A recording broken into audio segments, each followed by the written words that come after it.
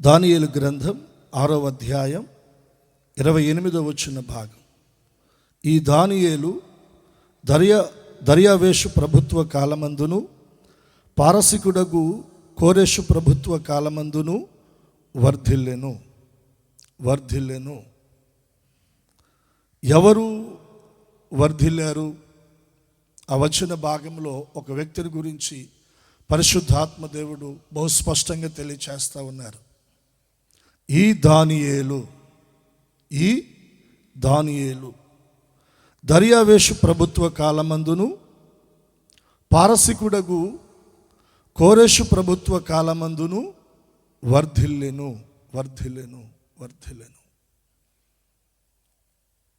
మనకు మేలగునట్లుగా దేవుడు మనల్ని వర్ధిల్ల చేయాలని ఆయన ఆశపడుతూ ఉన్నాడు. ఈ దానియేలు వర్ధిల్లెను. దర్యావేష్ ప్రభుత్వ కాలంలో, కోరెష్ ప్రభుత్వ కాలంలో ఈ దానియేలు వర్ధిల్లెను. ప్రభుత్వాలతో సంబంధం లేదు, రాజులతో సంబంధం లేదు, అధిపతులతో సంబంధం లేదు, మనుషులతో సంబంధం లేకుండా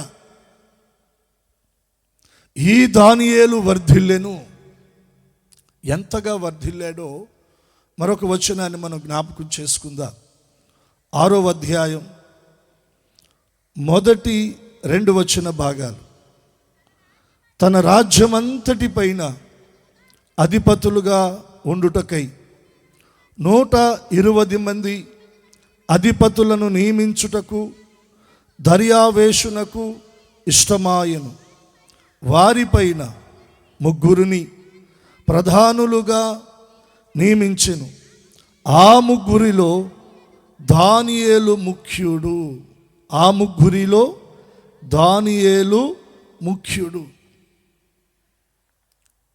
ఈ దానియేలు వర్ధిల్లెను. ఎంతగా వర్ధిల్లాడంటే దేవుని వాక్యంలో వ్రాయబడినటువంటి మాట అండి. దర్యావేషు తన రాజ్యమంతటి పైన 120 మంది అధిపతులను నియమించాడంట. ఆ 120 మంది అధిపతుల మీద 3 నియమించాడంట. ఆ 3 ఈ దానియేలు ఎలా ఉన్నాడంటే ముఖ్యుడుగా ఉన్నాడంట. టాప్ పొజిషన్లో దానియేలును దేవుడు నియమించాడు.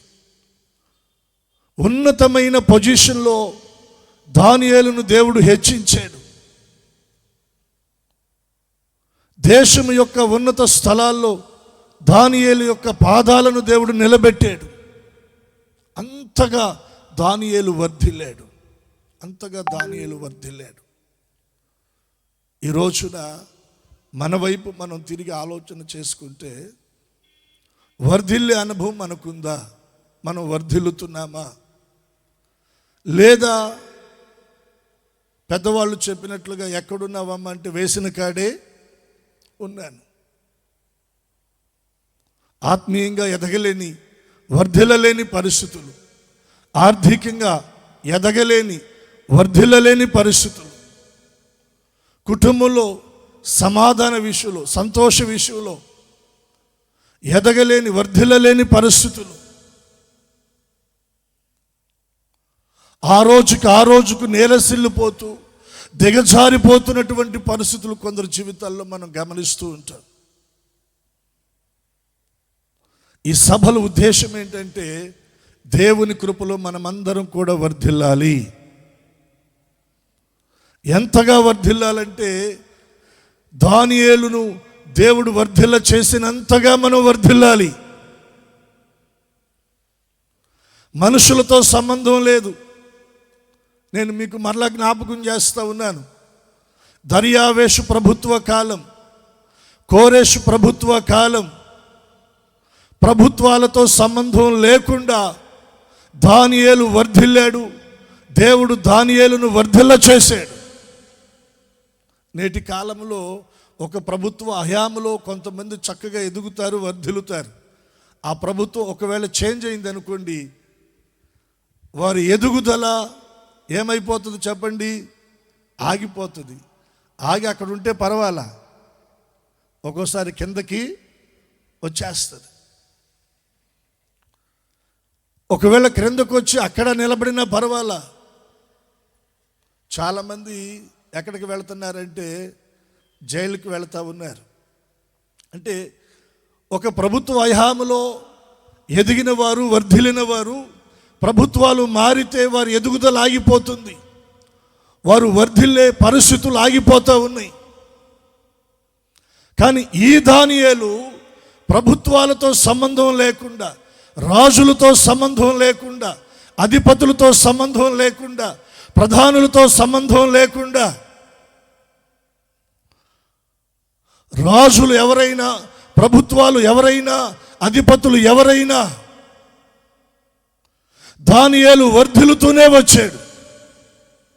దేవునికి మహిమ ఆరోపిస్తూ 2 చేతులెత్తి స్తోత్రం చెల్లిద్దాం.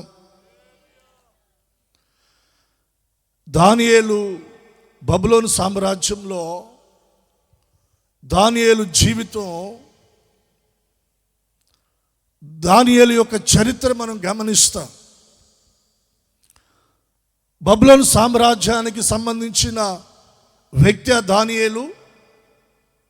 ఆ దేశస్థుడా, ఆ ప్రాంతానికి సంబంధించినటువంటి వ్యక్తి కాదండి, కాదు.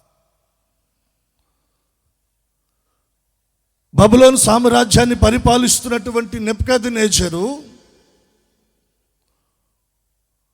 క్రీస్తుకు పూర్వం 605వ సంవత్సరం, 597వ సంవత్సరం, 586వ సంవత్సరం 3 మారులు యెరూషలేము మీదకి వెళ్ళి, యెరూషలేము మీద దండెత్తి, యెరూషలేము పట్టణంలో ఉన్నటువంటి ప్రజలందరిని కూడా హతమార్చి, కాస్త బలిష్ఠులను చెరపట్టుకొని, అక్కడ ఉన్నటువంటి సంపద అంతా కూడా దోచుకొని తన దేశానికి తెచ్చుకున్నటువంటి వ్యక్తి నెబుకద్నెజరు. 3 మారులు యెరూషలేము మీదకి దండెత్తి వెళ్ళాడు. ఆ పట్టణం అంతటిని దోచుకున్నాడు. అక్కడున్న మందిరాన్ని నేలమట్టం చేశాడు. మందిరములో ఉన్న దేవుని పరిశుద్ధ ఉపకరణాలన్నిటిని కూడా తీసుకొని తన దేశానికి అతడు తిరిగి వచ్చాడు. అలా దండెత్తి యెరూషలేమును పాడు చేసి, అక్కడున్నటువంటి సంపద దోచుకొని, అక్కడున్నటువంటి ప్రజలను చెరపట్టుకొని తీసుకొని వచ్చిన వారిలో, అలా తీసుకొని రాబడినటువంటి వారిలో దానియేలు ఒకడు. దేవునికి ఒకసారి స్తోత్రం చెప్పండి. నెబుకద్నెజరు యెరూషలేమును చెరపట్టుకొని అక్కడున్న ప్రజలను బానిసలుగా తన దేశానికి తీసుకొని వచ్చినప్పుడు దానియేలు యొక్క వయసు బైబిల్ పండితుల యొక్క అంచనా ప్రకారం 16 సంవత్సరాలంట. చెప్పండి, ఎన్ని సంవత్సరాలు? 16 సంవత్సరాలు. అంటే యవనస్తుడు కూడా కాదండి, కౌమార దశలో దానియేలు ఉన్నాడు. కౌమార దశలో తన స్వదేశము నుండి మరొక దేశానికి చెరపట్టబడి వెళుతున్న వారిలో దానియేలు ఒకడుగా చెరగొనబడి బబులోను సామ్రాజ్యానికి తీసుకొని రాబడ్డాడు. అలా తీసుకొని రాబడిన ఆ సమయంలో దానియేలు కౌమార దశలో ఉన్నాడు. మానవుని జీవితంలో కొన్ని దశలు ఉన్నాయి కదా. ఒకటి, తల్లి గర్భములో ఉండేటువంటి కాలం. రెండోది శిశువు కాలం. మూడవది బాల్యకాలం. నాలుగవది కౌమార కాలం. ఆ తర్వాత యవ్వన కాలం, నడిప్రాయం, వృద్ధాప్యం. ఓ రకంగా చెప్పాలంటే యవ్వన దశలోనికి వచ్చినప్పుడు మైండ్ కాస్త మెచ్యూరిటీ అవుతుంది, మానసిక పరిపక్వత పెంపొందించబడుతుంది. కౌమారంలో ఉన్నప్పుడు వారి యొక్క మానసిక పరిస్థితులు అంతగా ఎదుగుదల ఉండదండి. అటువంటి కౌమార దశలో ఉండి చెరకొని తీసుకొని రాబడి బబులోను సామ్రాజ్యంలో ఒక బానిసగా ఉన్నటువంటి ఈ దానియేలు ఏమయ్యాడంట? దర్యావేషు ప్రభుత్వ కాలంలో, కోరేషు ప్రభుత్వ కాలంలో ఏమయ్యాడంట చెప్పండి? వర్ధిల్లాడంట. స్వదేశము కాదు, తన చుట్టూ ఉన్నటువంటి వారు, తన ప్రజలు, తన స్వజనులు కాదు, స్వతంత్రుడుగా బ్రతికేదానికి అవకాశాలు లేవు.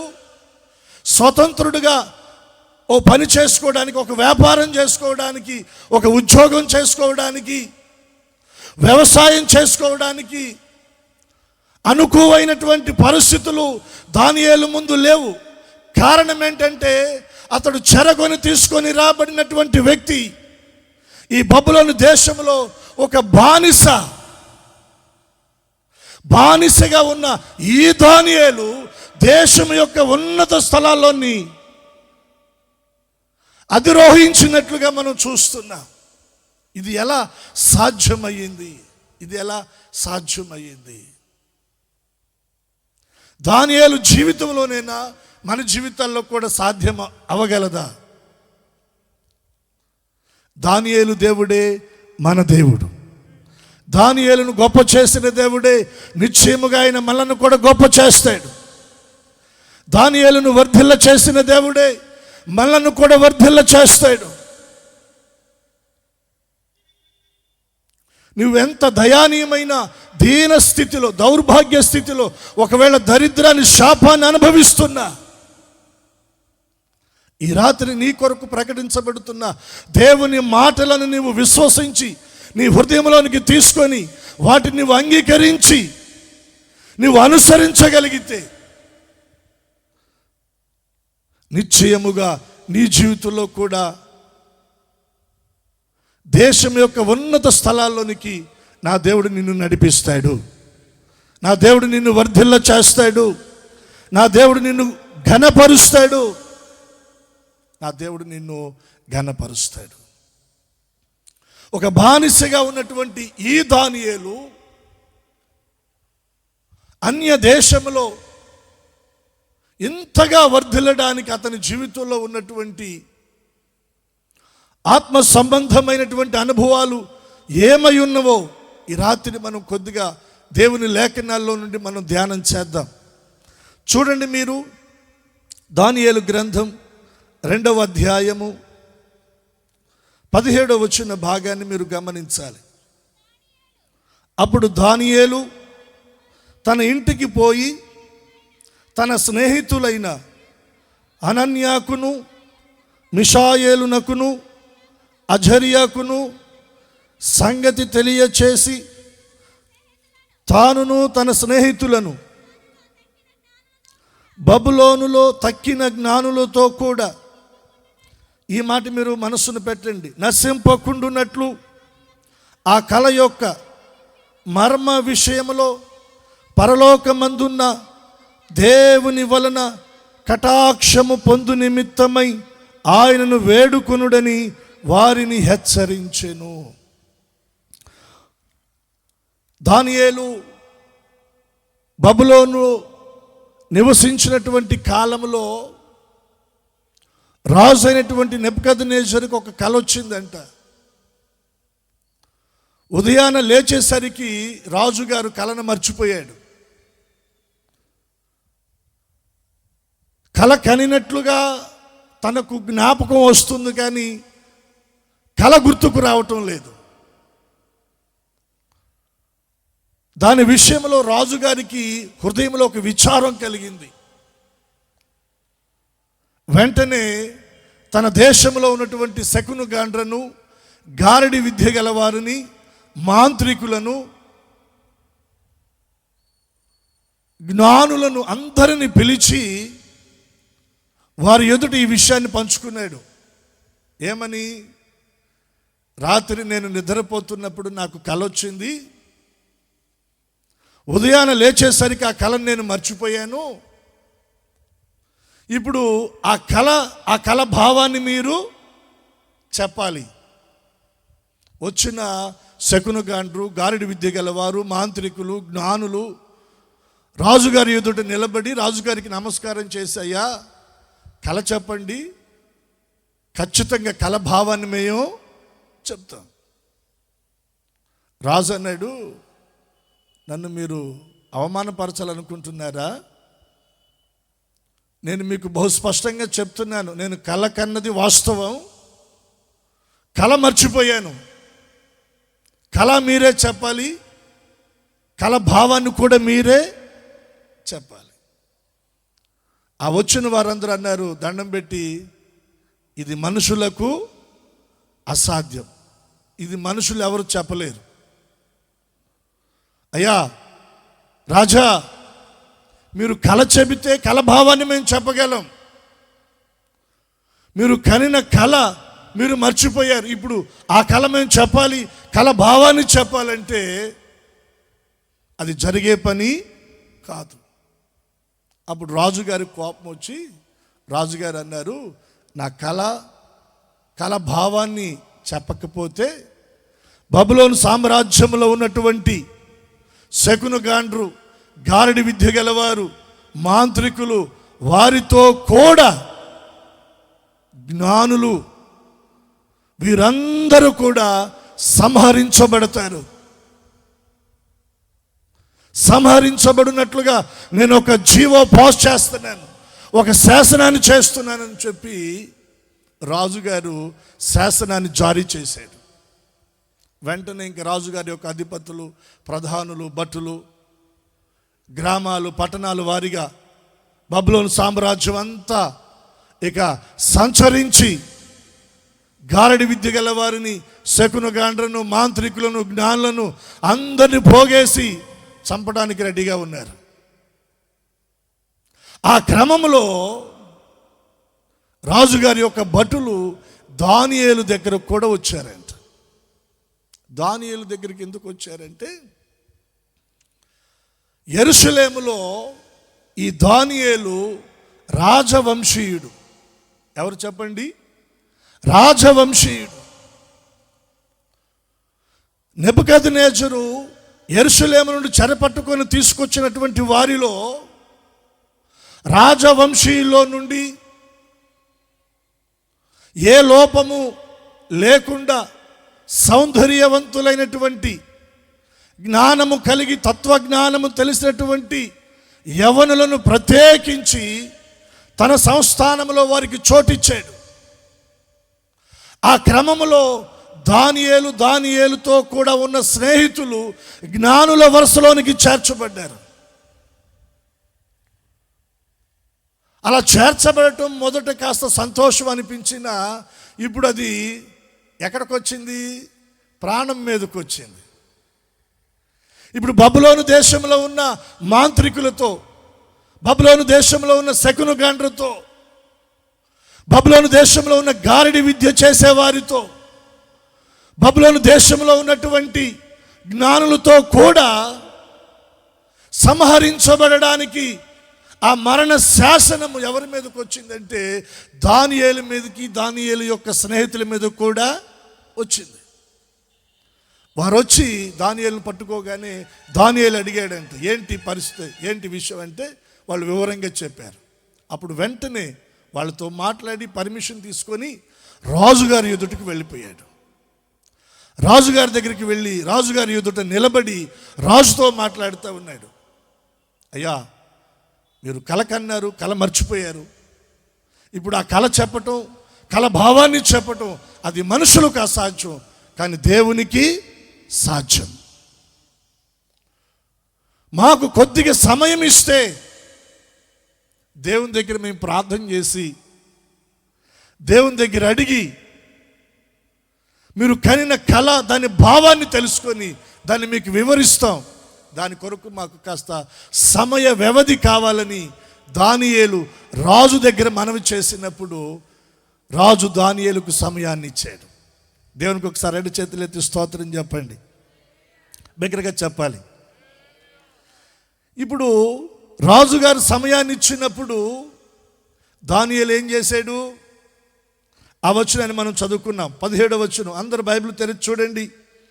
అప్పుడు దానియేలు తన ఇంటికి పోయి తన స్నేహితులైన అనన్యాకును మిషాయేలునకును అజర్యాకును సంగతి తెలియచేసి తానును తన స్నేహితులను బబులోను తక్కిన జ్ఞానులతో కూడా నశింపకుండునట్లు ఆ కల యొక్క మర్మ విషయంలో పరలోకమందున్న దేవుని వలన కటాక్షము పొందు నిమిత్తమై ఆయనను వేడుకొనుటకు మనం దేవుని పాదాలను సమీపించాలి. ఇప్పుడు మనకు అర్థం అవడం కోసం ఇలా చెప్పుకుందాం. దానియేలు మీద, దానియేలు స్నేహితుల మీద మరణ శాసనం వచ్చింది. ఏ శాసనం అది చెప్పండి? మరణ శాసనం. ఇప్పుడు దానియేలుతో కూడా ఉన్నటువంటి స్నేహితులు మరణ ఛాయల్లో నిలబడ్డారు, మరణపు అంచుల్లో నిలబడ్డారు, మరణానికి దగ్గరగా నిలబడ్డారు.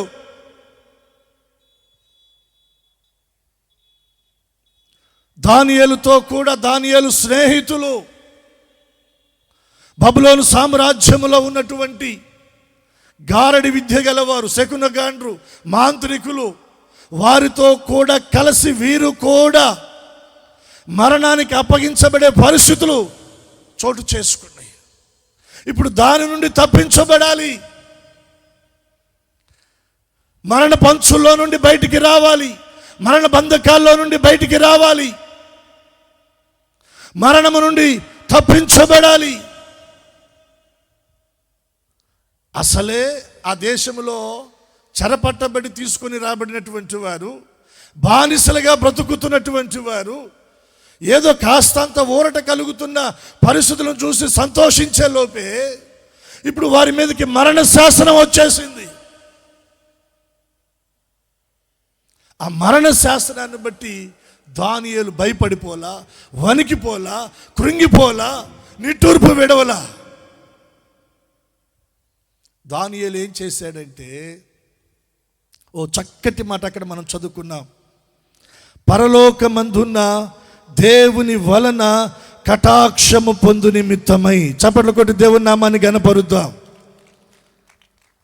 ఎవరి కటాక్షం అంటే అది? అందరూ చెప్పాలి. ఎవరి కటాక్షం అది? అయిన వారు, ఆత్మీయులు, బంధువులు, తోబుట్టులు, స్నేహితులు, వీరి కటాక్షము కాదు. అధిపతులు, అధికారులు, ప్రధానులు, రాజుల కటాక్షము కాదు. ఎవరి కటాక్షం అంట? దానియేలు బహుస్పష్టంగా పలుకుతున్నాడు అక్కడ, పరలోకమందున్న దేవుని కటాక్షము మనము పొందునట్లుగా. ఈ సభలు దేవుని సేవకులు ఎంతో ప్రయాసకొచ్చి ఏర్పాటు చేశారు. దేని కొరకు తెలుసా? పరలోకమందున్న దేవుని కటాక్షాన్ని నీవు పొందాలి. పరలోకమందున్న దేవుని కటాక్షముతో నీ కుటుంబం నింపబడాలి. పరలోకమందున్న దేవుని కటాక్షముతో నీ పిల్లలు దీవించబడాలి. సభలు అంటే ఉత్తగా ఒక రోజులో జరిగేవి కాదండి. కొన్ని నెలలు ప్రభు పాదాల దగ్గర కన్నీరు విడిచి ఉపవాసాలు ఉండి ప్రార్థన చేసి ఏర్పాటు చేసేదే సభలు. ఆర్థికంగా వేల రూపాయల నుండి లక్షల రూపాయల వరకు వ్యక్తిగత కుటుంబ అవసరతలు ఉన్నప్పటికీ వాటిని పక్కన పెట్టి దేవుని పనిలో రాజీ పడకుండా మన గ్రామము, మన గ్రామ ప్రజలు పరలోకమందున్న దేవుని కటాక్షాన్ని పొంది మరణ శాసనము నుండి తప్పించబడాలి, మరణపు ఛాయలో నుండి బయటికి రావాలి, మరణ పంచుల్లో నుండి బయటికి రావాలి. మరణము తప్పించుట ప్రభువైన యెహోవా వశము. రెండవ మరణము నుండి నువ్వు తప్పించబడినట్లుగా, ఆ పరలోకమందున్న దేవుని కటాక్షాన్ని నువ్వు పొందినట్లుగా దాని నిమిత్తమై ఈ సభలు ఏర్పాటు చేయబడ్డాయి. మీ పాస్టర్ గారి దగ్గర డబ్బులు ఎక్కువై కాదు, మా దగ్గర డబ్బులు ఎక్కువయ్యి కాదు. దేవునికి ఒకసారి 2 చేతులు ఎత్తి స్తోత్రం చెబుదాం. సేవకుల దగ్గర డబ్బులు ఎక్కువై కోటాలు పెడుతున్నారా? చెప్పండి. వ్యక్తిగత కుటుంబ దేవుడు వారికి ఇచ్చినటువంటి బిడ్డల అవసరతలు ఉన్నప్పటికీ కూడా వాటిని పక్కన పెట్టి దేవుని పని ఘనంగా జరగాలి, సువార్త ప్రకటించబడాలి. మరణ ఛాయల్లో, చీకటిలో, బంధకాల్లో, వ్యసనాల్లో ఉన్నవారు దేవుని వాక్యము ద్వారా దర్శించబడి పట్టబడి దేవుని కటాక్షము ద్వారా వారికి విడుదల కలగాలి, వారు దేవుని వైపు తిరగాలని సువార్తను ప్రకటిస్తూ ఉన్నారు. ఈ రాత్రి మేము ప్రకటిస్తున్న దేవుడు పరలోకమందున్న దేవుడు. నమ్మితే 2 చేతులు ఎత్తి స్తోత్రం చెప్పండి.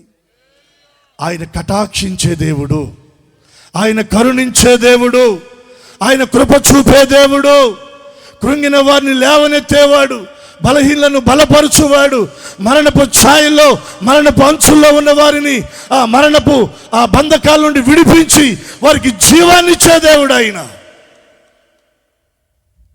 జీవాన్నిచ్చే దేవుడు అండి.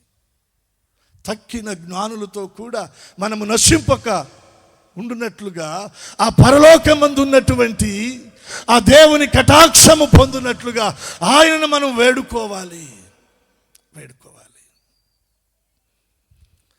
నేను చెప్తున్నాను, దానియేలు జీవితంలో ఒక సమస్య వచ్చినప్పుడు ఆ సమస్యను బట్టి కృంగిపోలా, ఆ సమస్యను బట్టి ఎక్కడికి వచ్చాడంటే దేవుని పాదాల దగ్గరకు వచ్చాడు. ఈ రాత్రి నువ్వు ఏ సమస్యతో బాధపడుతున్నావో, ఏ ఇబ్బందితో బాధపడుతున్నావో, ఏ బలహీనతో బాధపడుతున్నావో, ఏ అనారోగ్యంతో బాధపడుతున్నావో, డాక్టర్లు చేయి విడిచిపెట్టబడి ఒకవేళ నీవు కృంగిపోతూ కన్నీళ్ల మధ్యన ఉంటే నీకు ఒక గొప్ప అవకాశం ఈ సభల ద్వారా దేవుడు నీకు ఇస్తా ఉన్నాడు. నువ్వు దేవుని వైపు తిరిగి పరలోకమందున్న దేవుని కటాక్షాన్ని పొందునట్లుగా ఆయనను వేడుకోగలిగితే, ఆయన సన్నిధిలో నువ్వు మొరపెట్టగలిగితే, ఆయన ఎదుట నువ్వు ప్రార్థన చేయగలిగితే దేవుడు నీ జీవితంలో అద్భుతాన్ని చేస్తాడు. ఒక ఆదివారం చర్చిలో నేను వాక్యం చెప్తున్నాను. ప్రభు దగ్గర ప్రార్థన చేసుకుంటే కీర్తన గ్రంథం నుండి ఒక మాటను ప్రభు నా ముందుకు తీసుకొచ్చారు. ఆపత్కాలమందున నీవు నన్ను గురించి మొరపెట్టుము, నేను నిన్ను విడిపిస్తాను. ఆపత్కాలమున నీవు నన్ను గూర్చి, ఆపత్కాలంలో మనం ఎవరికి మొరపెట్టాలి? దేవుని దగ్గర మొరపెట్టాలి, దేవుని దగ్గర ప్రార్థన చేసుకోవాలి, దేవుని దగ్గర వేడుకోవాలి, దేవుని దగ్గర మనవి చేయాలి, దేవుని పాదాలు పట్టుకోవాలి. ఇప్పుడు కొలకులూరు నుండి బాబీ గారని వారి కుటుంబంతో ఇప్పుడు మన చర్చకు వస్తున్నారండి. బాబీ గారు వాళ్ళ నాన్నగారు చనిపోయారు. చాలా దుఃఖంలో ఉన్నారు, చాలా వేదనలో ఉన్నారు, ఆర్థికంగా చితికిపోయారు. కుటుంబంలో చాలా సమస్యలు.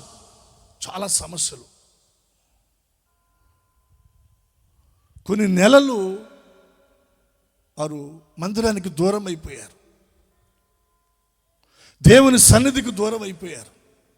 ప్రార్థన చేసుకుంటా ఉంటుంటే వారికి కలలో నేను వాక్యం చెప్తున్నట్టుగా వారు నాకు ముందుగా కూర్చున్నట్టుగా వారికి కనబడిందంట.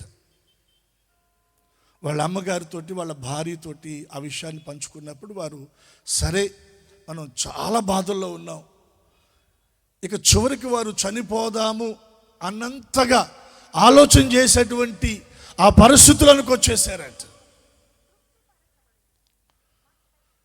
ఇక ఆ పరిస్థితుల్లో వారికి ఈ కళ దేవుడు చూపెట్టాడు. ఎప్పుడు ఆదివారం మన చర్చికి రాలా, వాళ్ళు ఆటో వేసుకొని బయలుదేరారు. రావటానికి మనస్సు లేదు, తెనాల వైపు తిరిగి తెనాలి వెళ్ళి ఏదో ఒక చర్చికి వెళ్ళిపోదాములని తెనాల వైపు తిప్పారు. సరిగ్గా మన చర్చికి ఆపోజిట్లో ఉన్న ఆ లాకుల దగ్గరకు వచ్చేటప్పటికి ఆటో ఆగిపోయిందంట. ఆటో ఆగి ఇక స్టార్ట్ అవటంలా. దాన్ని పక్కన పెట్టి ఆలోచన చేస్తూ ఉన్నప్పుడు వాళ్ళ అమ్మగారు అందంట, దేవుడు కల్లో చూపెట్టాడు, మనం తెనాలి వెళ్ళాలనుకున్నాం కానీ ఆటో ఆగిపోయింది, అది దేవుని చిత్తం కాదు, మనం ఇక్కడికే వెళదామని చెప్పి ఆ లాకుల మీదకి దాటుకొని మెల్లగా బాబీ, తన భార్య, తల్లిగారు, ఆయన ఇద్దరు బిడ్డలు, కుటుంబం అంతా మందిరానికి వచ్చి వెనక మళ్ళీ కూర్చున్నారు. సరిగ్గా వాక్యం చెప్పే సమయానికి వచ్చారు. వారు వచ్చి కూర్చున్నారు. నేను వాక్యం చెప్పడానికి నిలబడ్డాను. బైబిల్ తెరిచి నేను ఆ వాక్యాన్ని చదివించాను. ఆపత్కాలమున నీవు నన్ను గూర్చి మొరపెట్టుము, నేను నిన్ను విడిపిస్తాను. పరిశుద్ధాత్మ దేవుడు ఆ దినాన్ని చాలా బలంగా వాడుకున్నాడు. వాక్య పరిచర్య అయిపోయింది, ప్రభు బలారాధన అయిపోయింది, అందరూ వచ్చి ప్రార్థన చేయించుకొని వెళుతున్నారు.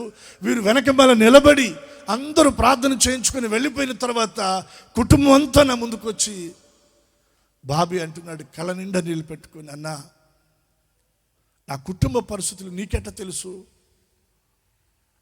నాకెట్ట తెలుసు, నువ్వు నా దగ్గరకు వస్తావా, రావుగా, ఏమోనన్నా నిజంగా నా కష్టం, నా బాధ, నా కన్నీళ్ళు, నా కుటుంబంలో ఉన్నటువంటి పరిస్థితులు దేవుడు బహు స్పష్టంగా నా ముందు పెట్టి ఈ దినాన్ని నాతో మాట్లాడాడు.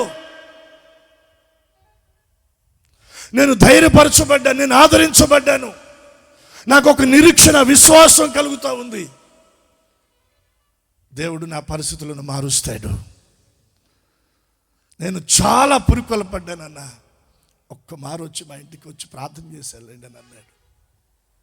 తర్వాత వెళ్ళి నేను పాస్టర్ గారు ప్రార్థన చేశాం. ఆ తర్వాత ప్రభు వారిని క్రమంగా మందిరానికి నడిపిస్తూ ఉన్నారండి. అప్పుడు ఆర్థికంగా చాలా చితికిపోయారు. వారు ప్రార్థన చేసుకున్నారు, వారి కొరకు సంఘంగా ప్రార్థన చేశాం. ఈ రోజున ఆర్థికపరమైనటువంటి ఆ అప్పుల సమస్యలన్నిటిని దేవుడు తొలగించి ఆర్థికంగా కుటుంబాన్ని దేవుడు దీవించాడు. చప్పట్లు కొట్టి దేవుని నామాన్ని గణపరుద్దాం. ఇది అబద్ధం కాదు, కథ కాదు. ఈరోజు వచ్చినట్లు లేరు, రేపు వస్తారు ఖచ్చితంగా. కావాలంటే మీరు పలకరించి అడగండి. నేను చెప్పిన దానిలో ఏ ఒక్క మాట అబద్ధం ఉన్నా మీరు నన్ను నిలదీయచ్చు. దేవునికి మహిమ కలుగునుగాక. చెప్దామా హల్లెలూయా. వారు నివసిస్తున్న ఇల్లు ఫైనాన్స్ కంపెనీలో పెట్టారు. ఎంత కడతన్నా అది వడ్డీలకు వెళ్ళిపోతూ ఉంది. దాని నుండి దేవుడు విడిపించాడు. దేవునికి మహిమ కలుగునుగాక. దానియేలు జీవితంలో, దానియేలు యొక్క స్నేహితుల జీవితంలో ఎదురైన నాశనము నుండి తప్పించుకోవడానికి, ఎదురైన మరణ శాసనము నుండి తప్పించుకోవడానికి, కాపాడబడడానికి, పరలోకమందున్న దేవుని కటాక్షాన్ని పొందు నిమిత్తమై దానియేలు తన స్నేహితులు దేవుని వైపు తిరిగి దేవుని కటాక్షము కొరకై వేడుకోవడానికి దేవుని పాదాలను సమీపించారు. ఈ రాత్రి నీ కష్టం ఏదైనా, నీ బాధ ఏదైనా, నీ సమస్య ఏదైనా, నీ అనారోగ్యము ఏదైనా, ఒకవేళ మరణ పంచుల్లో నీవున్నా, మరణ శాసనము నీ మీద కనబడుతున్నా, దాని నుండి నిన్ను తప్పించి నిన్ను బ్రతికించి నీకు జీవాన్ని ఇవ్వగలిగిన ఆ పరలోకమందున దేవుని కటాక్షము పొందినట్లుగా నీవు వేడుకోగలిగితే, ప్రార్థన చేసుకోగలిగితే, మొరపెట్టగలిగితే నీ జీవితంలో అద్భుతాన్ని చూస్తావు, నీ కుటుంబంలో అద్భుతాన్ని చూస్తావు, దేవుని మహిమను చూస్తావు. నా యొద్దకు వచ్చువాన్ని నేను ఎంత మాత్రమును త్రోసివేయనని యేసయ్య చెప్తా ఉన్నాడు. ఏం చేయడంటే చెప్పండి, ఆయన ఒకవేళ బంధువులు త్రోసివేశారేమో నాకు తెలీదు, ఒకవేళ స్నేహితులు త్రోసివేశారేమో నాకు తెలీదు, వీరు నా వారు, నా ఆత్మీయులు అనుకున్నవారు ఒకవేళ త్రోసివేశారేమో, త్రోసివేయకపోయినా ఒకవేళ నీ పరిస్థితులను చూసి చూడనట్టుగా ఒకవేళ ప్రక్కగా వెళ్ళిపోయారేమో,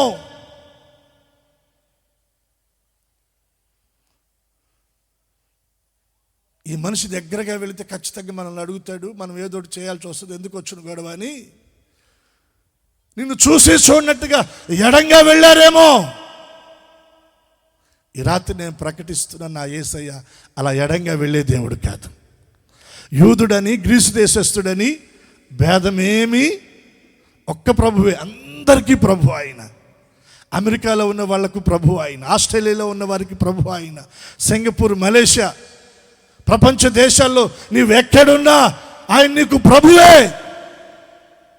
ఇండియాలో ఎక్కడున్నా, మారుమూలకు, గ్రామంలో, మహానగరాల్లో, పట్టణాలలో, ఏజెన్సీ ప్రాంతాల్లో ఉన్న ఆయన మనకు ప్రభువే. ఒక్క ప్రభువే మనందరికీ ప్రభు అయి ఉండి తనకు మొరపెట్టు వారందరికీ కృప చూపడానికి ఆయన ఐశ్వర్యవంతుడు. చప్పట్లు కొట్టి దేవుని నామాన్ని కనపరుద్దాం. నీ అక్కరను తీర్చగలిగిన వాడాయన, నీ అవసరతను తీర్చగలిగిన వాడాయన, శాపము నుండి నిన్ను విడిపించగలిగిన వాడాయన, దరిద్రము నుండి నిన్ను విడిపించగలిగిన వాడాయన, రోగము నుండి నిన్ను విడిపించి స్వస్థపరచగలిగిన వాడాయన, నిన్ను బ్రతికించి నీకు జీవాన్ని ఇవ్వగలిగిన వాడాయన, నీకు కృప చూపడానికి ఆయన ఐశ్వర్యవంతుడు. ఆయన కటాక్షము పొందినట్లుగా నువ్వు చేయవలసింది ఒకటి, ఆయనను వేడుకోవచ్చు. ఏం చేయాలి? వేడుకోవచ్చు, అంతే. ప్రార్థన చేసుకోవటం అండి. ప్రభుత్వాలతో, రాజులతో మనకు పని లేదు. వారు ఎవరైనా ఉండనివ్వండి అధికారంలో, దేవుడు మనల్ని అలా పైకి తీసుకుని వెళతాడు. నమ్మితే చప్పట్లు కొట్టి దేవుని నామాన్ని కనపరుద్దాం. నెబుకద్నెజరు హయాంలో దేవుడు దానియేలును హెచ్చించాడు. బెల్షస్సర్ కాలంలో దేవుడు దానియేలును హెచ్చించాడు. వీరిద్దరికి మధ్యన మరొక 2-3 రాజులు పరిపాలించారు. వారి హయాంలో కూడా దానియేలును దేవుడు హెచ్చించాడు. మాదీయుడగు దర్యావేషు కాలంలో దేవుడు దానియేలును వర్ధిల్ల చేశాడు. పారసీకుడగు కోరెషు కాలంలో దానియేలును దేవుడు వర్ధిల్ల చేశాడు. చాలామంది ఏమంటారంటే, మమ్మల్ని తొక్కేస్తున్నారండి. తొక్కేవాళ్ళు ఎంతమంది ఉన్నా ఆయన నిన్ను పైకి లేపితే వీళ్ళు ఏమీ చేయలేరు. అధికారులు ఏమి చేయలేరు, ప్రధానులు ఏమి చేయలేరు, రాజులు, ప్రభుత్వాలు ఏమి చేయలేవు. నిన్ను చేపట్టి లేపాల్సింది ఎవరు చెప్పండి? పరలోకమందున్న దేవుడు. పరమ నుండి నీ కొరకు దిగి వచ్చిన దేవుడు ఆయన. నీ కొరకు సిలువకెక్కిన వాడు ఆయన. సిలువ మీద తన అమూల్యమైన పరిశుద్ధ రక్తాన్ని నీ కొరకు చిందించిన వాడు ఆయన. ఆ దేవుని కటాక్షము పొందినట్లుగా నీవు వేడుకోగలిగితే భేదమేమీ లేదండి, భేదమేమీ లేదు. మన మధ్యలో ఒనేసిము ఒక భయంకరమైనటువంటి దొంగ, 35 కేసులకు పైగా ఉన్నాయి. గుంటూరు సబ్ జైల్లో 2 సంవత్సరాలు ఉన్నాడు. తన ఒంటి మీద పోలీసుల లాఠీలు ఎన్నో ఇరిగిపోయినాయి.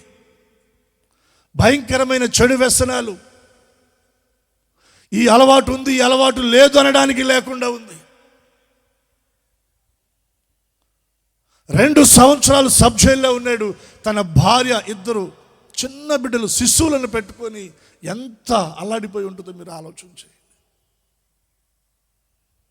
ఆ టైంలో తన తల్లి, భార్య దేవుని దగ్గర మొరపెట్టగా జైల్లో ఉన్న అతన్ని దేవుడు దర్శించాడు.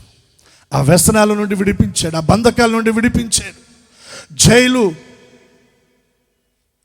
ఆ కేసులన్నిటి నుండి విడిపించి ఈ రోజున దేవుని కొరకు ప్రభు ఆ వ్యక్తిని సాక్షిగా నిలబెట్టాడు. దేవునికి ఒకసారి 2 చేతులు ఎత్తి స్తోత్రం చెల్లిద్దాం. ఆ పరలోకమందున్న దేవుని కటాక్షము పొందు నట్లుగా మనం ఆయన్ని వేడుకోవాలి. దానియేలు ప్రార్థన చేసి వేడుకున్నాడు. మన దేవుడు ఎవరంటే మర్మాలను బయలుపరిచే దేవుడు. రాజుగారి యొక్క కళ భావాన్ని కూడా దానియేలుకు తెలియచేశాడు. దానియేలు వెళ్ళి రాజు ఎదుట నిలబడ్డాడు, కళ చెప్పాడు. కళ భావాన్ని కూడా రాజు ఆశ్చర్యపడ్డాడండి. దానియేలును ఘనపరిచాడు, దానియేలును హెచ్చించాడు. దానియేలు ఇంతగా వర్ధిల్లడానికి, పరలోకమందున్న దేవుని కటాక్షము పొందుకోవడానికి దేవుని పాదాలను సమీపించినవాడు. 2వ విషయం నేను మీకు జ్ఞాపకం చేస్తాను. చూడండి, దానియేలు గ్రంథము నుండి 5వ అధ్యాయం 17వ వచనం.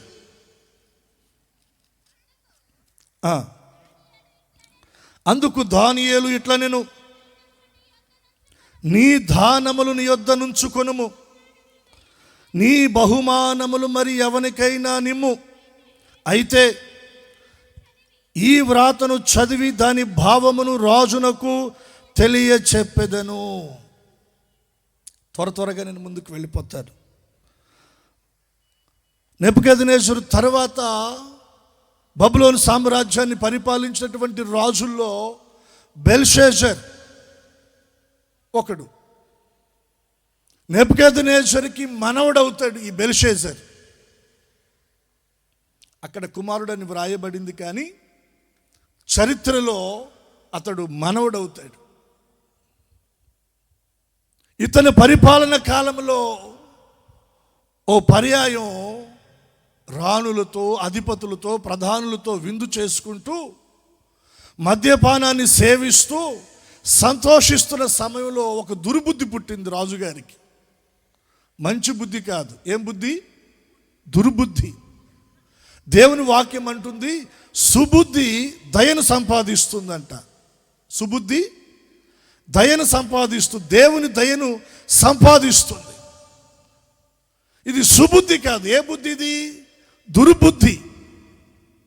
ఏంటి దుర్బుద్ధి అంటే, తన తండ్రి లేదా తన తాత కాలములో యెరూషలేమును చెరపట్టుకొని అక్కడున్న దేవుని మందిరమును పడద్రోసి ఆ మందిరములో ఉన్న పరిశుద్ధ ఉపకరణాలను తీసుకొని వచ్చి బబులోను సామ్రాజ్యంలో నెబుకద్నెజరు ఆ పరిక్రమాలను, ఉపకరణాలను చాలా జాగ్రత్తగా భద్రపరిచాడు.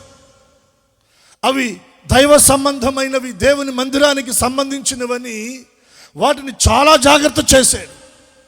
ఈ బెల్షాజర్కి వాటిలో మద్యం తాగాలన్న బుద్ధి పుట్టిందంట. దేవుని వాక్యం అంటా ఉంది, ఎవడైనా దేవుని ఆలయమును పాడు చేస్తే దేవుడు వానిని పాడు చేస్తాడు. వెంటనే ఆలోచన రావటమే బెల్షాజరు అధిపతులకు ఆజ్ఞాపించాడు. వారు ఆ మందిర ఉపకరణాలను తీసుకొని వచ్చారు. దానిలో ద్రాక్షారసాన్ని, మద్యాన్ని పోసుకొని రాజు తాగాడు, రాణులు సేవించారు, అధిపతులు సేవించారు. అలా జరుగుతున్న సమయంలోనే ఆకాశం నుండి ఒక హస్తము ఆ బెల్షాజరు ఎదుట ఉన్న గోడ మీద ఒక వ్రాతను వ్రాసింది. అది బహు స్పష్టంగా గమనించాడు, కానీ వ్రాత ఏంటో అర్థం కాల. వెంటనే వెన్నులో వణుకొచ్చేసింది. తన దేశంలో ఉన్న జ్ఞానులను, గారడి విద్య గల వారిని, మాంత్రికులను అందరిని పిలిపించి చదవమంటే ఎవ్వరూ చదవలేకపోయారు. అప్పుడు నెబుకద్నెజరు కాలంలో ఉన్నటువంటి పెద్దల్లో కొంతమంది బెల్షాజరు దగ్గరకు వచ్చి దానియేలును గురించి చెప్పారు. వెంటనే దానియేలును పిలిపించాడు. దానియేలును పిలిపించి ఆ వ్రాత ఏమై ఉన్నదో దాన్ని తెలియచేయమని దానియేలును అడిగాడు. ఈ అడిగే క్రమంలో, ఈ ప్రాసెస్లో మొదటిగా ఒక బంపర్ ఆఫర్ దానియేలుకు రాజు ఇస్తున్నాడు.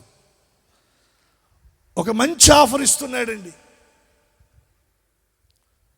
దానిని బట్టి వెంటనే దానియేలు సంతోషపడాలా, గంతులెయ్యాలా, మొత్తం పోగేసుకోవాలా, టంకుపెట్లో సర్దాలా. చేశాడా? ఏమన్నాడు? అందుకు దానియేలు ఇట్లా, నేను నీ దానములు నీ యొద్ద నుంచుకొనుము, నీ బహుమానములు మరి ఎవరికైనా నిమ్ము. ఈ మాట మీరు మనసును పెట్టండి. నీ దానములు నీ యొద్ద ఉంచుకో, నాకు అక్కర్లా. నీ బహుమానాలు మరి ఎవరికైనా ఇమ్ము, నాకు అక్కర్లా. ఈ మాటను ఆధారం చేసుకొని నేను మీకు చెప్తున్న మాట, ప్రభువు నాకు ఇచ్చిన ప్రేరణ బట్టి, దానియేలు ప్రలోభాలకు లొంగలేదు. దేనికి లొంగలేదు చెప్పండి? ప్రలోభాలకు లొంగల. రాజు ఇచ్చేది కాదు, నా దేవుడు ఇవ్వాలి నాకు. దేవునికి స్తోత్రం. ఎందుకు వద్దని ఉంటాడు? ఎందుకు నిరాకరించుంటాడు? నాకు వచ్చిన ఆలోచన, నేను ప్రార్థన చేసుకుంటుంటే ప్రభు పాదాల దగ్గర నాకు వచ్చిన ఆలోచన మీతో పంచుకుంటున్నాను. ముందుగానే ఒకవేళ రాజుగారు ఇస్తున్న ఆ బహుమానాలు, రాజుగారు ఇస్తున్న ఆ దానాలు ఒకవేళ దానియేలు తీసుకొని ఉంటే దేవుడు చెప్పమన్నది కాకుండా రాజుగారికి అనుకూలంగా చెప్పవలసి వస్తుంది. అక్కడ రాజుగారి మనస్సును సంతోషపెట్టడానికి చెప్పవలసి వస్తుంది. రాజుగారిని మెప్పించడానికి చెప్పవలసి వస్తుంది. కాబట్టి రాజు ఇస్తున్నటువంటి ఆ దానములు, రాజు ఇస్తున్న ఆ బహుమానాలు ఇదిగో నిరాకరిస్తూ ఉన్నాడు దానియేలు. నీ దానాలు నీ దగ్గర ఉంచుకో, నీ బహుమానాలు మరి ఎవరికైనా ఇవ్వు, నాకు అక్కర్లా, కానీ దేవుడు చెప్పమన్నదే నేను నీకు చెప్తాను. దేవుని సేవకులంగా, దేవుని ప్రజలంగా దానాలకు బహుమానాల దగ్గర మనం తల వంచకూడదు. ఆ ప్రలోభాలకు మనం లోనవ్వకూడదండి. దేవుని కొరకు నిలబడితే నిన్ను పిలిచినవాడు నమ్మదగినవాడు, నిన్ను ఆయన గొప్ప చేస్తాడు. 1999లో ప్రభు సంపూర్ణ సేవ కొరకు నన్ను పిలిచాడు. నేను ప్రభువుని అడిగాను, నాకు వివాహమైంది, ఒక బిడ్డ, నా భార్య బిడ్డని నేను ఎలా పోషించుకోవాలి ప్రభు అంటే, ప్రభు అన్నాడు, ఆకాశ పక్షులను చూడ, అవి విత్తవు కొయ్యవు, కొట్టల్లో కూర్చుకున్న, వాటిని నేను పోషిస్తున్నాను, నేను నిన్ను పోషిస్తాను, రా అన్నాడు. రాత్రి మిడ్నైట్ ప్రభు మాట్లాడారు. ఉదయాన్ని నేను చేస్తున్న పని వదిలిపెట్టి వచ్చేసి, అప్పుడు మా పాస్టమ్మ గారు ఇక్కడే ఉంది, మా అత్తగారి ఇంట. చెప్పాను, ప్రభు సేవకు పిలుస్తున్నాడు, ఇంక నేను పనికి వెళ్ళను, సేవ చేద్దామంటే తన పూర్తి అంగీకారాన్ని నాకు ఇచ్చిందండి. కట్టుబట్టలతో, నాకు తెలిసి అంతే, జేబులో ఒక 50-100 రూపాయల మధ్యన ఉంటాయి, 4-5 కేజీలు రైస్ ఉంటాయి. అప్పటికి మా బాబు వయసు 6 నెలలు. దేవుని మాటను ఆధారం చేసుకొని, దేవుని పిలుపును ఆధారం చేసుకొని, దర్శనాన్ని ఆధారం చేసుకొని సేవను ప్రారంభించాను. విశ్వాసులు ఎవరు లేరు. సంపూర్ణ సేవలకు వచ్చి కడపత్రికలు పంచితే ఒక 2-3 వచ్చారు. ఒక ఆదివారం చందా పడితే 5 రూపాయలు 6 రూపాయలు వచ్చినాయి. అది ప్రారంభం. దేవుడు అక్కడే ఉంచలా. ప్రారంభ దినాలలో పిలుపు దర్శనాన్ని పక్కన పెట్టి, ఆ రోజుల్లో కూడా అవకాశాలు ఉన్నాయి. ఇదిగో ఆ నాయకుని దగ్గరికి వెళితే, ఇదిగో ఈయన దగ్గరికి వెళితే 200 ఇస్తారు, 300 ఇస్తారు, 500 ఇస్తారు, 1000 రూపాయలు ఇస్తారు, అవకాశాలు ఉన్నాయి. ఎక్కడికి వెళ్ళాల? ఆదివారం నుండి మరలా ఆదివారం వరకు ప్రభు పాదాల దగ్గర కూర్చొని ప్రార్థన చేసుకుంటూ, ప్రభు వైపు చూస్తూ, దేవుడు అప్పగించిన పనిని పరిచయం నమ్మకంగా చేస్తుండగా అక్కడ నుండి దేవుడు తీసి ఈ రోజున దేవుడు ఉన్నతంగా ఈ స్థితిలో దేవుడు నిలబెట్టాడు. దేవునికి మహిమ కలుగునుగాక. ప్రలోభాలకు లొంగి ఉంటే ఇంతగా దేవుడి పరిచర్యను ఆశీర్వదించేవాడు కాదండి. నేను ఎన్నిక లేని వాడను, నిరాకరించబడి తృణీకరించబడినటువంటి స్థితి నాది. దేవుని పిలుపుకు, దేవుని మాటకు లోబడి విధేయత చూపి ప్రలోభాలకు లొంగకుండా దేవుని పనిలో నిలబడగలిగితే దేవుడు దీవిస్తాడు, దేవుడు ఆస్వాదిస్తాడండి. ఈ రోజున ఉన్నతమైన మంచి మందిరాన్ని దేవుడు ఇచ్చాడు, 100 మంది విశ్వాసులను ఇచ్చాడు. నాతో కలిసి దేవుని పనిలో కొనసాగించబడడానికి సేవకులను దేవుడు ఇచ్చాడు. ఆ రోజున కాలి నడకన తిరిగాను. ఈ రోజున దేవుడు కారులో తిప్పుతున్నాడు, విమానాలు ఎక్కించాడు. రేపో మాపో విదేశాలకు కూడా తీసుకెళ్ళబోతా ఉన్నాడు. ప్రాసెస్ జరుగుతూ ఉంది. సంతోషం అయితే చప్పట్లు కొట్టండి. ఇంతగా దేవుడు వర్ధిల్ల చేశాడు. ప్రలోభాలకు మనం లొంగకూడదు. నేను మీకు జ్ఞాపకం చేస్తా ఉన్నాను, ఐగుప్తుని విడిచిపెట్టి ఇశ్రాయేల్ ప్రజల ప్రయాణం ఎక్కడికి చెప్పండి? కానాను. కానాను గురించి దేవుడు చెప్పిన మాటలు, అది పాలు తేనెలు ప్రవహించు దేశం. దేవుని కనుదృష్టి నిలిచి ఉండే దేశం అది. కరువు అనుకొనకుండా నువ్వు పోషించబడే దేశం అది. నువ్వు కట్టని ప్రాకారాలు, పొరాలు, నువ్వు నాటని తోటలు, త్రవ్వని బావులు దేవుడు నీకు అనుగ్రహించే దేశం అది. యెహోషువ నాయకత్వంలో యెరికో పట్టణం మీద గొప్ప విజయాన్ని ఇచ్చాడు దేవుడు. ఆకాన్ అనేటువంటి వ్యక్తి దృష్టి దేని మీదకి వెళ్ళింది? వెండి మీదకి, బంగారం మీదకి, వస్త్రాల మీదకి వెళ్ళి వాటి కొరకు కక్కుర్తుపడి వాటిని తెచ్చి డేరాలో పెట్టుకున్నాడండి. జస్ట్ ఇంకా కొంచెం ముందుకు వెళితే వాగ్దాన భూమి, వాగ్దాన ఫలం, కట్టని పొరాలు, ప్రాకారాలు కలిగినటువంటి పట్టణం, నాటని తోటలు, త్రవ్వని బావులు, పాలు తేనెలు ప్రవహించు దేశం, కరువు అనుకొనకుండా పోషించబడే దేశం. దేవుడు నీ కొరకు ఉన్నతమైన వాటిని ఆయన సిద్ధపరిచాడు. వాటిని నువ్వు అందుకోపోతూ ఉండగా సాతాను ఏం చేస్తాడంటే ఏదో ఒక చిన్న ప్రలోభాన్ని నీ ముందుకు తీసుకొస్తాడు. నువ్వు దానికి లొంగావా, అవుట్. దేవుడు నీ కొరకు సిద్ధపరిచిన వాటన్నిటిని నువ్వే చేతులారా కోల్పోతున్నావు. ఏలియా మీద ఉన్న ఆత్మపాలు ఎలీషా మీదకి దేవుడు రెండంతలుగా పంపించాడు. నేను అనుకుంటున్నాను దేవుని ప్రణాళికలో ఎలీషా మీద ఉన్న 2 ఆత్మల పాలు 4 అంతులుగా తన దగ్గర ఉన్నటువంటి గెహాజీ మీదకి దేవుడు పంపించాలని తలంచి ఉంటాడండి. కానీ పొందుకోగలిగాడు గెహాజీ? నా యజమానునికి మనసు లేదు. దేని మీద? వెండి మీద, బంగారం మీద, వస్త్రాల మీద. మరి యజమానికి మనసు లేనప్పుడు, గురువు గారికి మనసు లేనప్పుడు మరి నీకెందుకు? ఆయనకి లేదంట, ఈయనకేమో వచ్చి రథం వెంబడి. ప్రియ దేవుని సంఘమా, సేవకుని దర్శనాన్ని, సేవకుని భారాన్ని, సేవకుని త్యాగాన్ని గుర్తించాలి. దైవజనుని భారాన్ని మనం కలిగి నడవాలి. దైవజనుని దర్శనాన్ని కలిగి మనం నడవాలి. దైవజనుని త్యాగాన్ని మనం ఎరిగి నడవాలి.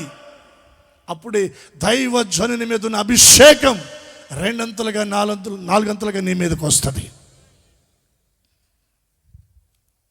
ఒక సహవాస నాయకుని దర్శనాన్ని సహవాసంలో ఉన్న సేవకులు ఎరగాలి.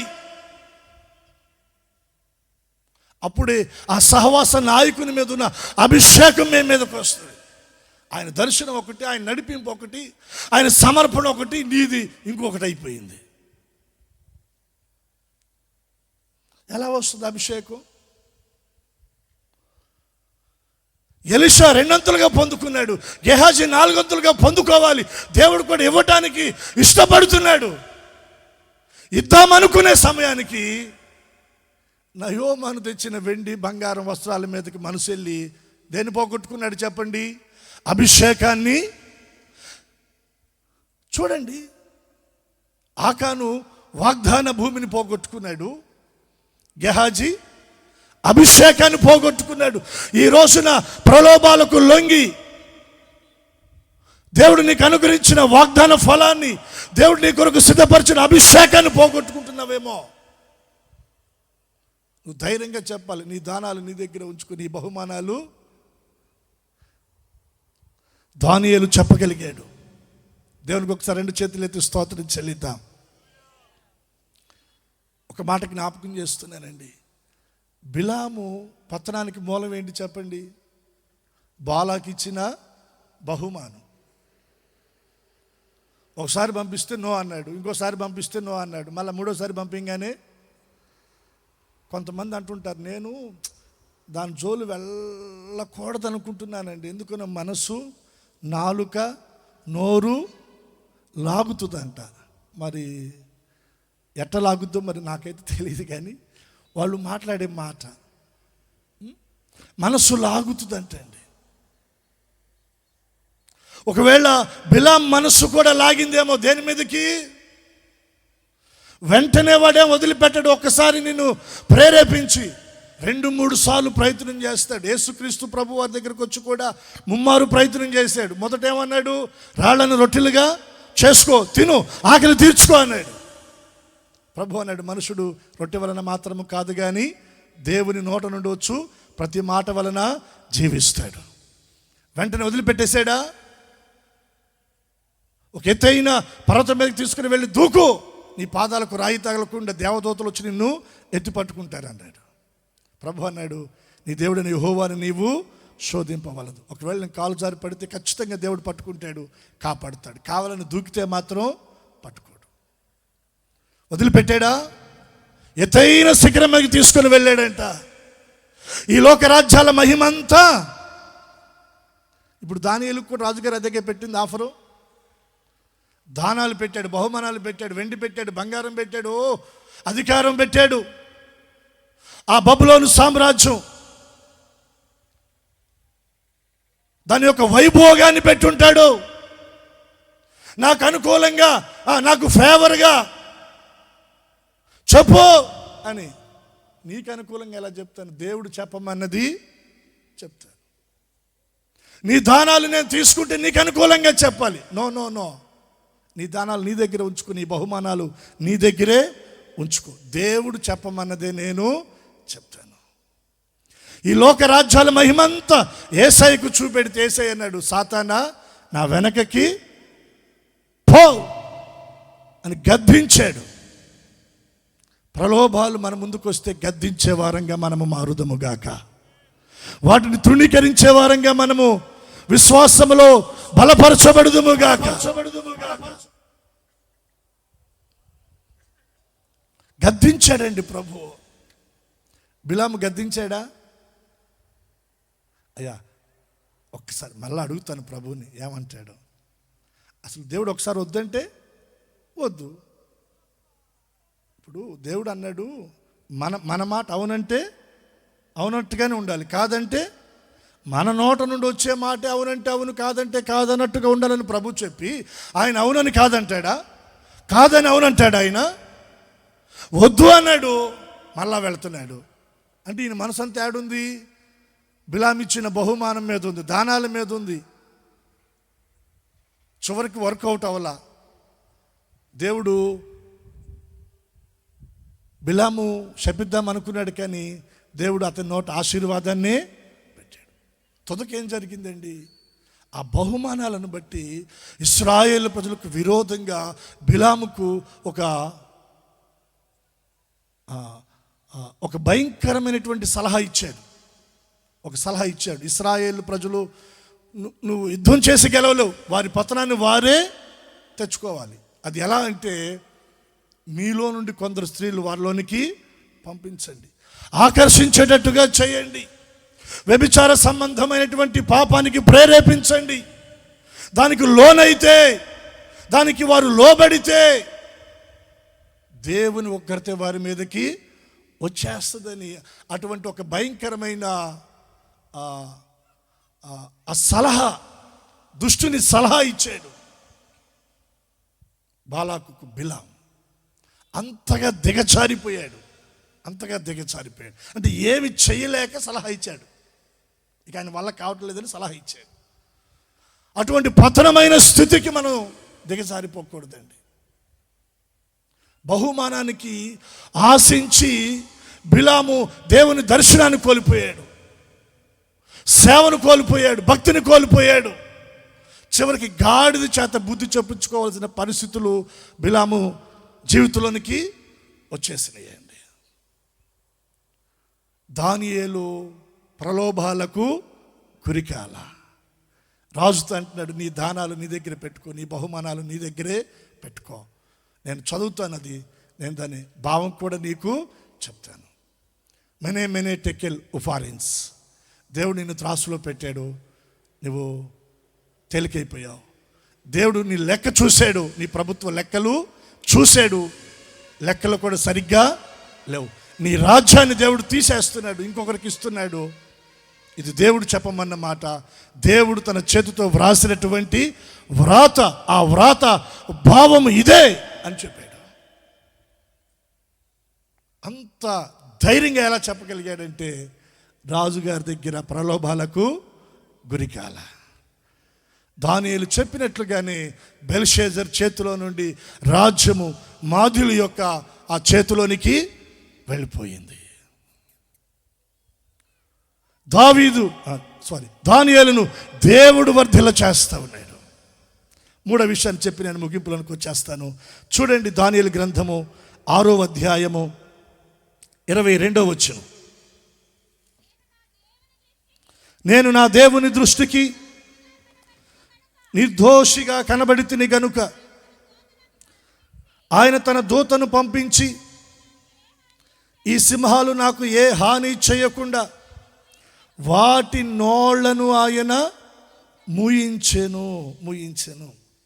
ఒకరు ఎదుగుతుంటేనండి, ఖచ్చితంగా ఎదుగుతున్న వారి మీద, వర్ధిల్లుతున్న వారి మీద జల్సి, అసూయ ఖచ్చితంగా వస్తుంది. ఇస్సాకు వర్ధిల్లుతున్నాడు, దేవుడు గొప్పవానిగా ఇస్సాకును వర్ధిల్ల చేస్తూ ఉన్నాడు. చుట్టూ ఉన్న వారందరూ ఇస్సాకును బట్టి ఏమయ్యారు చెప్పండి? అసూయపడ్డారు. ఇప్పుడు దానియేలు ఒక బానిసగా వచ్చి అన్య దేశంలో, బబులోను సామ్రాజ్యంలో వర్ధిల్లుతున్నాడు. ఇప్పుడు అతనితో ఉన్న అధిపతులు, ప్రధానులు ఎవరైతే ఉన్నారో వారందరూ దానియేలు మీద అదొక రకంగా చూస్తున్నారండి. ఏంటి ఈ దానియేలు నిన్నగాక మొన్న వచ్చాడు, అసలు అందకుండా వెళ్ళిపోతున్నాడేంది, ఇంతగా ఎదుగుతున్నాడేంది, వర్ధిల్లుతున్నాడేంది, బహుగా దీవించబడుతున్నాడేంటి? ఎలాగైనా పడగొట్టాలి, ఎలాగైనా ఎంకరేజ్ చేయటం ఏమో, కానీ పడగొట్టడానికి మాత్రం చాలామంది ఉంటారండి. ఈ అధిపతులందరూ ఆలోచన చేశారు దానియేలు విషయంలో. ఏదైనా ఒక తప్పు కనుగొని దానియేలును దేవుని రాజు ఎదుట నిలబెట్టి అతని అధికారాన్ని మనం పడగొట్టాలి. మొత్తం వెతికారు, కానీ దానియేలులో ఏం కనపడలేదంట? తప్పు కనపడలేదంట. అంతగా తన భక్తిని కాపాడుకున్నాడు, తన జీవితాన్ని కాపాడుకున్నాడు. ఇక చేసేదేం లేక దైవ విషయాలలో అయితేనే మనకు దొరుకుతాడు, ఇంకెక్కడా కూడా దొరకడని చెప్పి రాజుగారి దగ్గరికి వెళ్ళి రాజుగారి దగ్గర ఒక శాసనాన్ని పుట్టించారు. ఏంటి ఆ శాసనం? 30 రోజులు మన ఆ దేశంలో, మన రాజ్యంలో ఎవ్వరు ఏ దేవునికి ప్రార్థన చేయకూడదు. ప్రజలందరికీ వచ్చిన కష్టం, బాధ, సమస్యను బట్టి వారు వస్తే రాజుగారి దగ్గరికే వచ్చి రాజుగారికే దండం పెట్టి రాజుగారి దగ్గరే మనవి చేయాలి. యూదులు, ఇశ్రాయేలు మనుషుల దగ్గర మొరక్కరండి. వాళ్ళు మొక్కేది ఎవరి దగ్గర అంటే దేవుని దగ్గరే. ఆ క్రమంలో దానియేలు దొరుకుతాడని వారు ఆ ప్లాన్ వేశారు.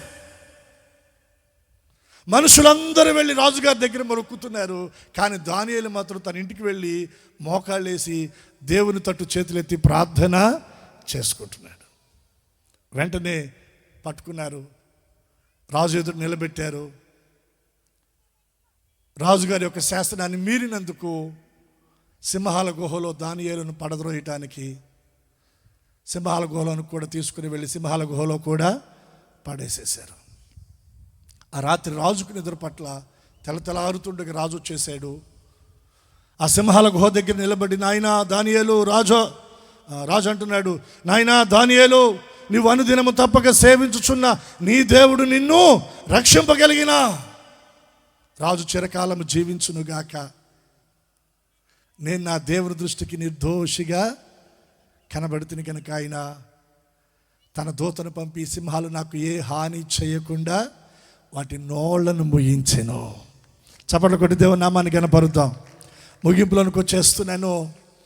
దానియేలు కొరకు సింహాల నోళ్లను ముయించడానికి దేవుడు తన దూతను పంపాడు. కారణం ఏంటో తెలుసా? దేవుని దృష్టిలో దానియేలు నిర్దోషిగా కనపడ్డాడు.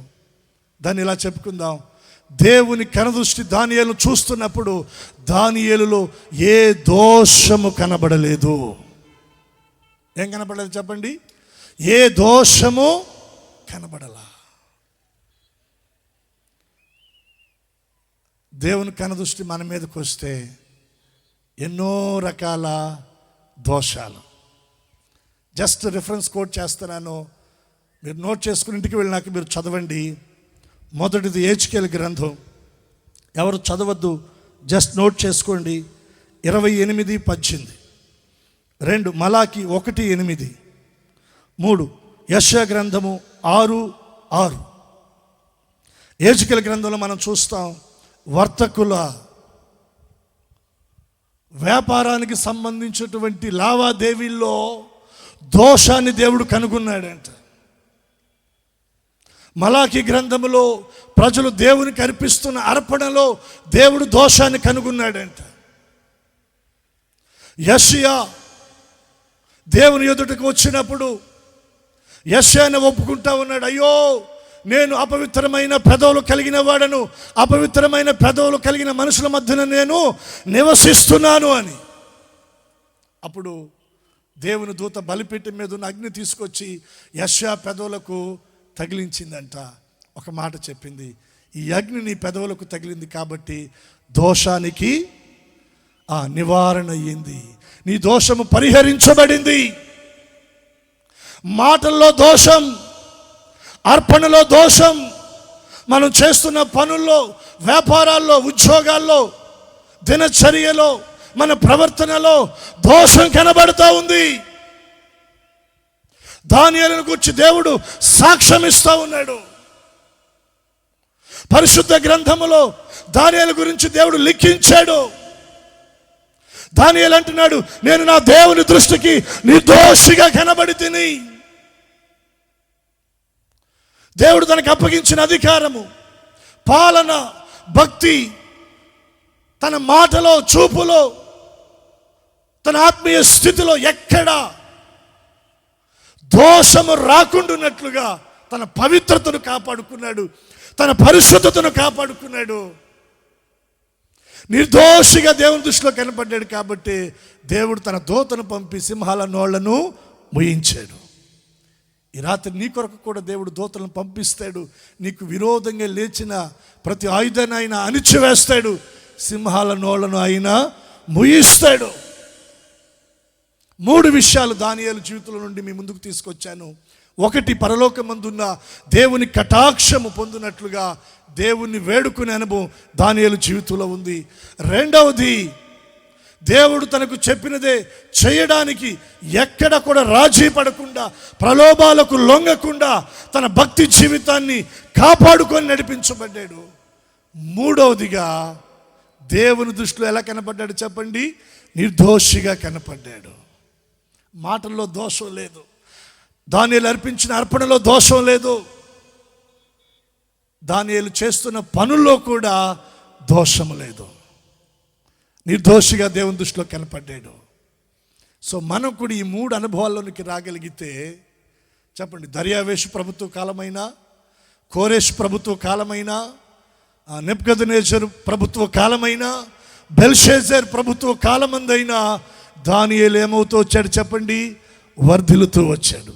పరిస్థితులు ఎలా ఉన్నా మనం వర్ధిల్లుతూ దేవుని కృపలో ఎదగాలి అంటే ఈ అనుభవాల్లో మనం కూడా నడిపించబడాలి. అట్టి కృప ఈ రాత్రి ప్రభు మనందరికీ అనుగ్రహించునుగాక.